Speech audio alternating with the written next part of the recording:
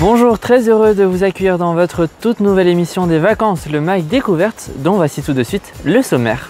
Dans quelques instants, nous irons découvrir le parc de Clers, niché au cœur de la Normandie. Ce dernier accueille de nombreux animaux en semi-liberté dans un cadre magnifique. Puis dans la seconde partie de l'émission, alors qu'il en existe plus de 180 en France, nous verrons le but et les missions des parcs zoologiques dans la Minute Écolo.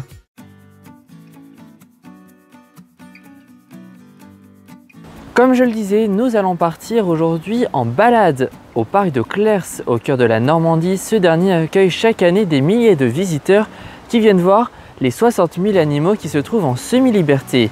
Un lieu d'exception que l'on découvre tout de suite. Nous partons en balade au parc de Clers, en Seine-Maritime dans la Normandie. Il s'agit d'un parc zoologique dont l'histoire est très ancienne. En effet, cette dernière remonte au Moyen-Âge, où nous pouvons retrouver les traces d'une ancienne fortification. On peut voir sa ruine à l'entrée du parc. Un peu plus loin, c'est un autre château beaucoup plus confortable que l'on découvre, construit au XVe siècle. Il a connu de nombreuses modifications au fil du temps, notamment au XIXe siècle. Mais outre cette histoire châtelaine, ce n'est qu'en 1919 que le parc zoologique est fondé par l'ornithologue Jean Delcourt, sur un site exceptionnel.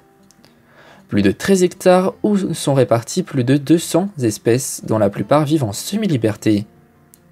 Et nous commençons notre découverte du parc avec la mare, ici où nous pouvons voir les belles cigognes noires.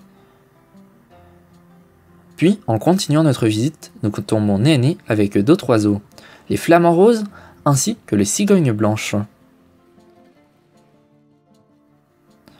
En marchant dans les allées du parc, nous voilà face au célèbre paon, ce dernier qui déploie ses ailes pour faire le beau devant son idylle. Ce jour-là, visiblement, aucune femelle ne l'attire. C'est à présent les makikata que nous observons jouer et chahuter dans les branchages des arbres, une espèce proche des lémuriens qui est originaire de Madagascar.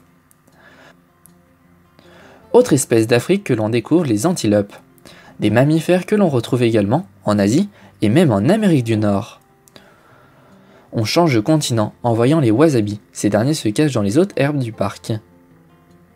Entre deux points de vue d'animaux, nous pouvons observer les arbres centenaires du domaine, qui nous réservent de magnifiques couleurs orangées en cet automne, un vrai bol d'air frais et de repos.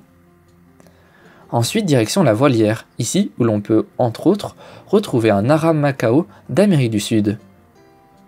Ou encore les ibis rouges originaires d'Amérique du Nord, près des États-Unis. Puis, un peu plus loin, on peut voir une mystérieuse chouette lapone. Cette dernière est carnivore et mange des petits rongeurs. D'ici, nous pouvons voir également les locaux privés des employés du parc, qui réalisent chaque année la naissance de plusieurs espèces. Avant de partir du parc de Clers, nous nous arrêtons quelques instants au jardin botanique devant le château. Une grande palette de fleurs et de plantes sont à admirer. C'est avec cette sublime vue des jardins et du château que nous disons au revoir au parc de Clers. Intéressons-nous maintenant au parc zoologique. Il en existe plus de 180 en France, mais quel est leur but et leur mission? La réponse à ces questions dans la Minute Écolo. Autrefois considérés comme de simples lieux de divertissement et de loisirs, les parcs zoologiques ont beaucoup évolué au cours du XXe siècle, en s'attribuant de nouveaux objectifs. Première de leur mission, la conservation de la biodiversité. Elle permet d'éviter l'extinction d'espèces très menacées dans la nature. Les parcs zoologiques ne prélèvent plus d'animaux dans leur milieu naturel. Au contraire, ils sont devenus des réservoirs d'animaux pour la nature. Seconde mission pour les zoos, les recherches scientifiques, ayant pour axe principal le maintien de la biodiversité. Enfin, l'éducation et la sensibilisation du public en ce qui concerne la nature, la biodiversité des espèces et la conservation de la diversité biologique sont l'une des occupations principales des zoos. De nombreux parcs proposent en France des projets éducatifs avec les enseignants et des animations ouvertes pour tout le public. Le MAC Découverte c'est déjà terminé, merci à vous toutes et à vous tous de l'avoir suivi. On se donne rendez-vous bientôt pour un nouveau numéro, d'ici là passez une excellente fin de journée, ciao.